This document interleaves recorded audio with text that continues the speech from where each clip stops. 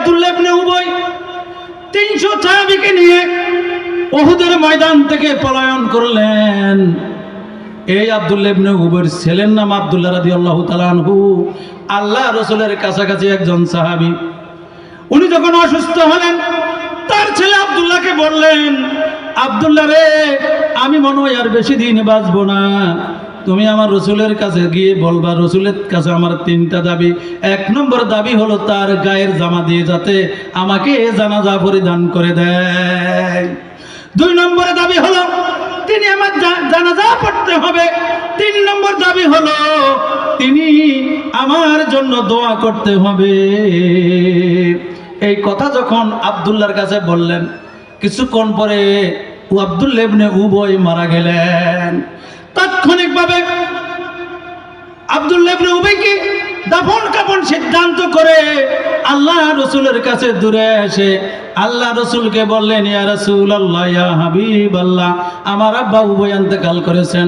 আমার আব্বা আপনাকে 3টা দাবি করেছেন। 1 নম্বর দাবি হলো আপনার কাপড় যে জুব্বাগুলা দিয়ে জানাজা দিতে হবে। 2 নম্বর জানাজা পড়তে হবে। 3 নম্বরে আমার আব্বার জন্য দোয়া ও মুকুল ইবাদা, আব্বার জন্য আপনি দোয়া করতে হবে। মায়ের নবী, বিশ্ব নবী তাৎক্ষণিকভাবে এখান থেকে উঠে সামনে যখন রওনা দিলেন, হঠাৎ করে হযরতে ওমর রাদিয়াল্লাহু তাআলা আনহু বললেন, ইয়া রাসূলুল্লাহ, ইয়া হাবিবাল্লাহ, এ তো মুনাফিক। ওদের যুদ্ধে মুনাফিকি করেছেন। মুসলমানদের যখন বিজয়ের সূচনা চলে আসলো, ওই সময় তিনি মুনাফিকি করেছেন, ওই সময় মুনাফিকি করেছেন। আল্লাহ রসুল বললেন, আব্দুল্লাহ রে, আল্লাহর পক্ষ থেকে সিদ্ধান্ত না আসা পর্যন্ত আমি মুহাম্মদ যাওয়া বন্ধ করব না।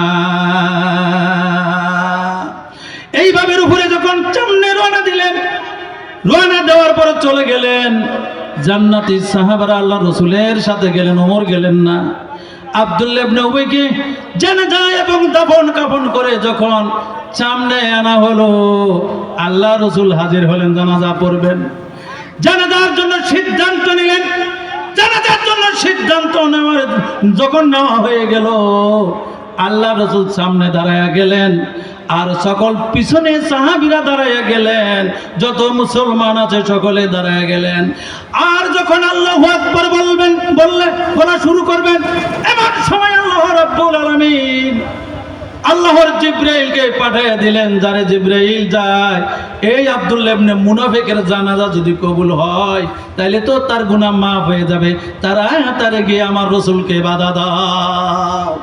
তাৎক্ষণিকভাবে এই কোরআনের ভিতরে সূরা তাওবার একটা আয়াত নাযিল হয়ে গেল, আউলা তাস্তাগফির লাহুম ইন তাস্তাগফির লাহুম 70 মাররাতা ফালা ইয়াগফিরুল্লাহু লাহুম।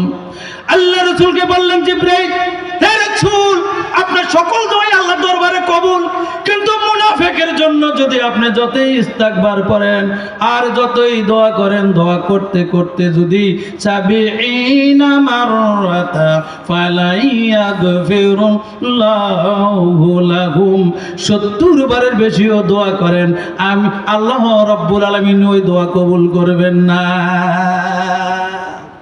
মুনাফিকের কাজ হলো বিজয়ের সূচনা হলে ওই যুদ্ধের ময়দান থেকে পলায়ন করা, ওয়াদা ভঙ্গ করা। এটা হচ্ছে কার কাজ? মুনাফিকের কাজ।